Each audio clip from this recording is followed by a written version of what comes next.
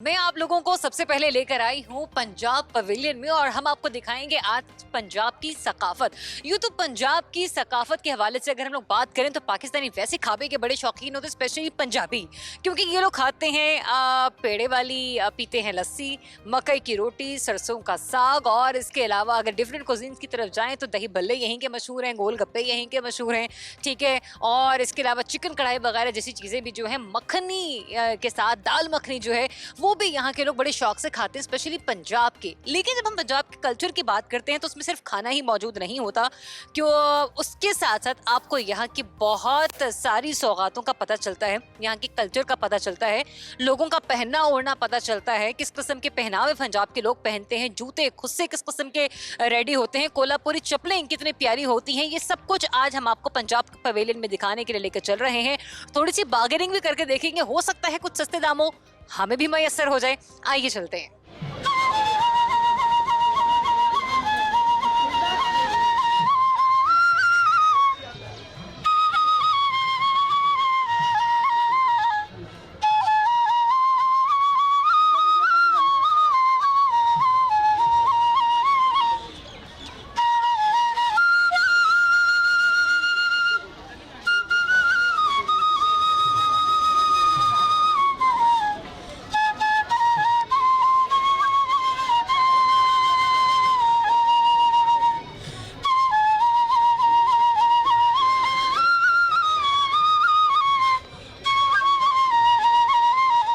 पंजाब की मिट्टी बड़ी ज़रख़ेज़ होती है और तभी तो पंजाब के हवाले से जब हम एग्रीकल्चर की बात करते हैं, इसीलिए वहाँ की सब्जियाँ और वहाँ की फसलें बड़े भरपूर तरीके से काश्त होती हैं। अब ये मिट्टी सिर्फ फसलों की हद तक महदूद नहीं होती है, बल्कि किनारों में फसलों के आसपास जो मिट्टी मौजूद होती है वो भी बड़ी ही ख़ास एक अपनी अहमियत रखती है, बड़ी इंटैक्ट होती है, मोहब्बत से लोगों को जोड़े रखती है। बचपन में आपने कुछ इस किस्म के खिलौने तैयार किए होंगे, अगर आपने नहीं किए तो मैंने ज़रूर किए हैं, जब जब मैंने अपनी दादी के घर को विजिट किया है।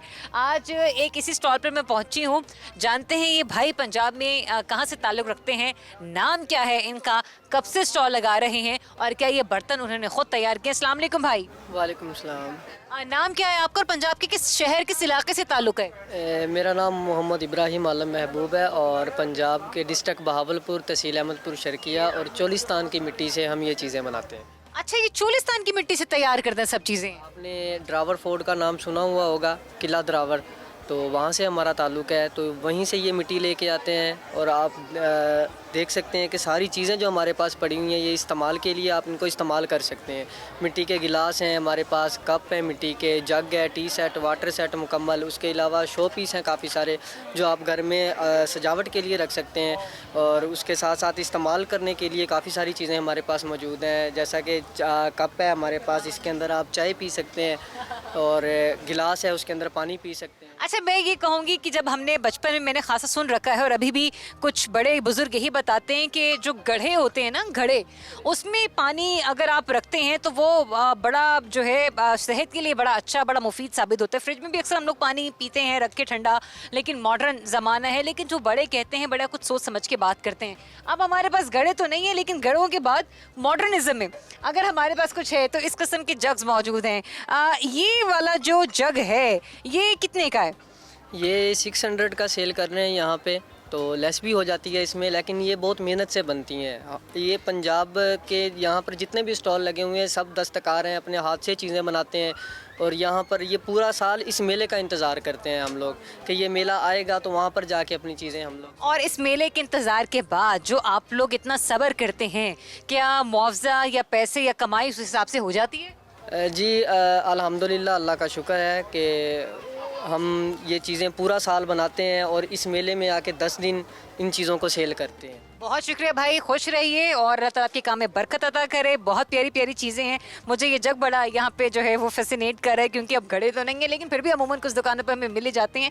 लेकिन अगर आप अपने घर की डाइनिंग टेबल पर या कॉर्नर आपने ऐसे सेट कर रखा है जहाँ पे आप इस घड़े के साथ मुख्तलिफ गिलास को रख सकते हैं, तो यकीन जानिए पानी इसमें ठंडा हो जाता है और बड़ा मज़े का होता है।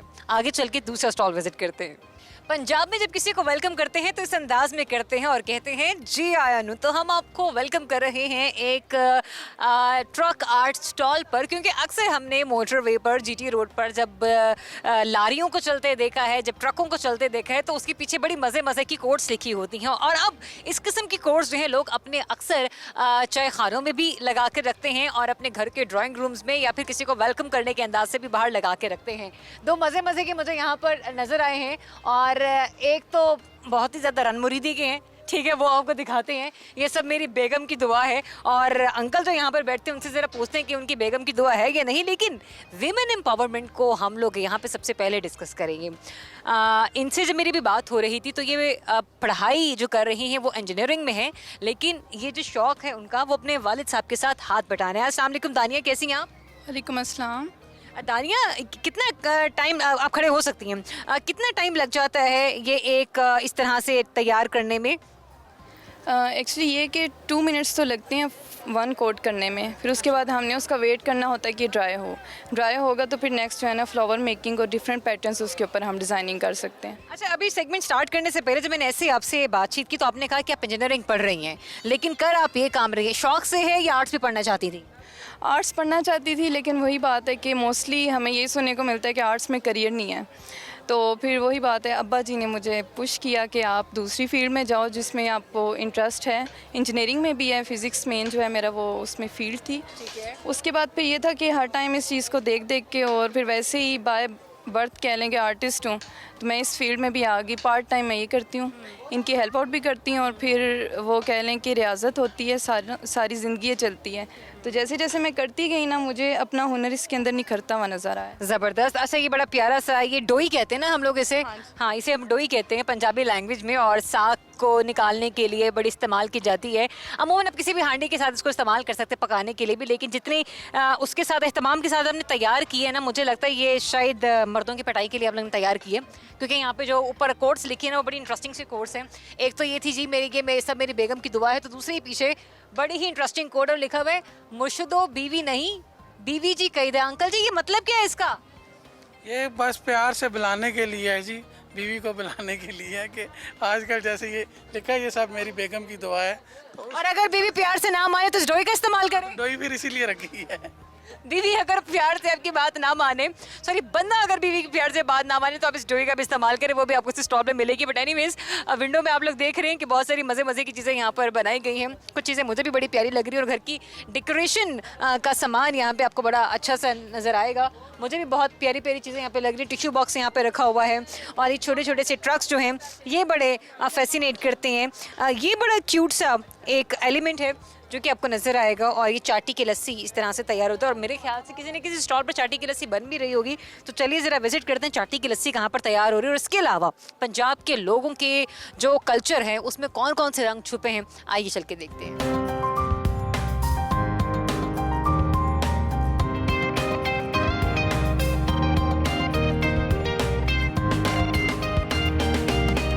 अच्छा, ये आपने जो देखा अभी, इसको देख के मैं भी बड़ी हैरान और परेशान रह गई थी, क्योंकि अक्सर हमने अपने बचपन में किताबों में देखा था जब हम लोग पंजाब की सकाफत को पढ़ा करते थे।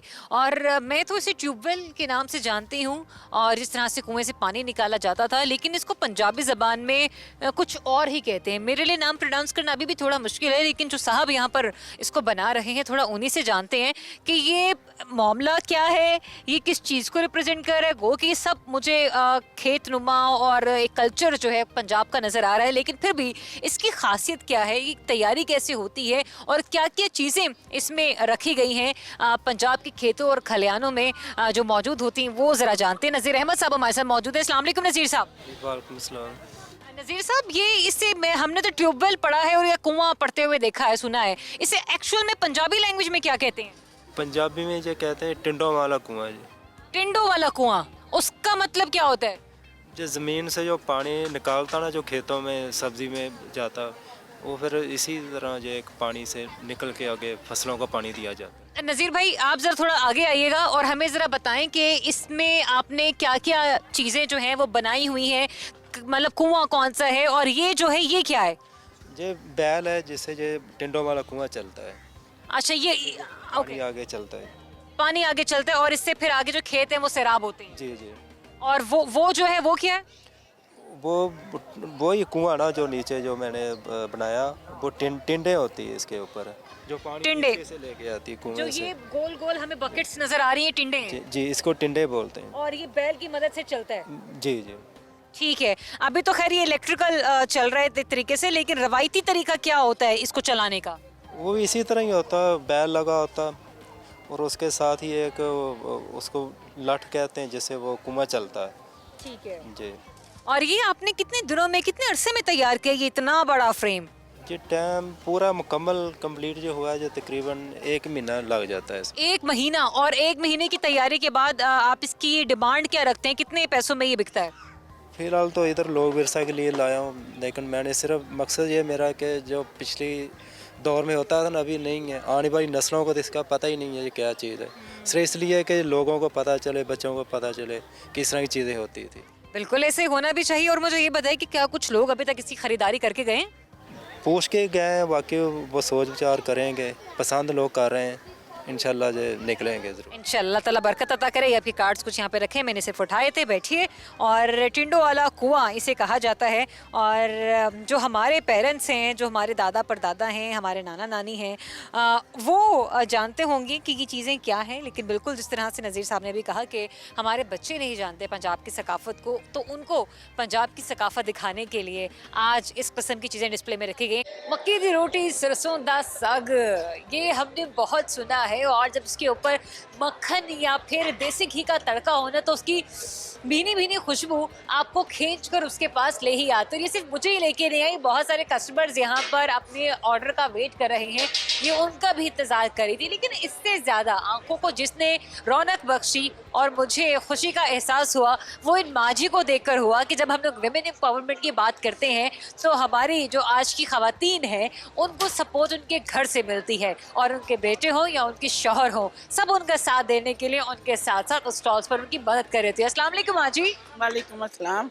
आप तो हर साल यहाँ पर स्टॉल लगाती हो, हर साल आपका साग और मकई की रोटी लोगों को बहुत पसंद आता है। इस बार लोग जो हैं वो किस हद तक साग और रोटी डिमांड कर रहे हैं? अल्हम्दुलिल्लाह, जो साहिब हैसियत हैं, सब लोग खाने की कोशिश तो गरीब भी करते हैं, लेकिन आपको पता है जैसे कि हमारे पाकिस्तान में बहुत गुर्बत आ गई है, लेकिन अब भी पसंद तो करते हैं। किसी कोई अफोर्ड कर सकता है, कोई नहीं कर सकता, क्योंकि यहाँ पे हमने भी पैसे ज़्यादा भरे होते हैं, हमें भी कुछ ज़्यादा पैसे चाहिए। इस वजह से अल्हम्दुलिल्लाह पसंद सब करते हैं, लेकिन खरीद कोई ना है। लेकिन यहाँ पर ये भी होता है क्योंकि स्टॉल का खर्चा भी आप लोगों ने पे करना होता है, भी डेफिनेटली स्टॉल्स भी यहाँ पर लगाए गए होते हैं, ऐसा ही है। बिल्कुल। अगर एक आपसे एक सर्विंग होती है, तो सर्विंग में 2 रोटी होती है, 1 रोटी होती है? 2 रोटी, साग, मक्खन का पेड़ा और अचार। मक्खन का पेड़ा भी होता है? हाँ जी। अच्छा, मक्खन का पेड़ा की तरह उसे दिखाती हैं मुझे? देखो, मक्खन का पेड़ा मैंने कहा है, तादाद नहीं बताई कि 1 पाव होगा, इतना भी हो सकता है। पेड़ा इसी को कहते हैं। उसको मतलब अब मुझे इतनी नॉलेज नहीं है ना, अब लेकिन आप जैसी माई हमें बताने के लिए यहाँ पर आई है। तो जनाब, आपको जो 1% सर्विंग मिलेगी वो होगी 2 मकई की रोटी, साग मिलेगा साथ, और मक्खन का पेड़ा मिलेगा। और ये कितने में 1 सर्विंग मिलेगी हमें? 400 में। 400 रुपये में अगर आपको एक अच्छा सा खाना मिल जाता तो मेरे ख्याल में इसमें कोई बुरी बात नहीं है, कोई कबाहत नहीं है। और होना भी ऐसा चाहिए, क्योंकि जब आप लोग इस किस्म के स्टॉल्स को विजिट करने के लाएँ, तो इस बात का ख्याल ज़रूर रखें कि इन लोगों ने भी यहाँ पर स्टॉल्स जो ख़रीद रखे हैं, उसके लिए इन्होंने भी एक पेमेंट दे रखी है। तो कुछ अपने लिए भी यहाँ से समेट कर जाना है और कुछ आप लोगों की भी खिदमत करनी है। तो ये सब चीज़ों का ख्याल हमें और आप और इन सब लोगों को मिलकर करना है। तो उम्मीद है पंजाब का स्टॉल, आप लोगों को पंजाब का पवेलियन बहुत पसंद आया होगा।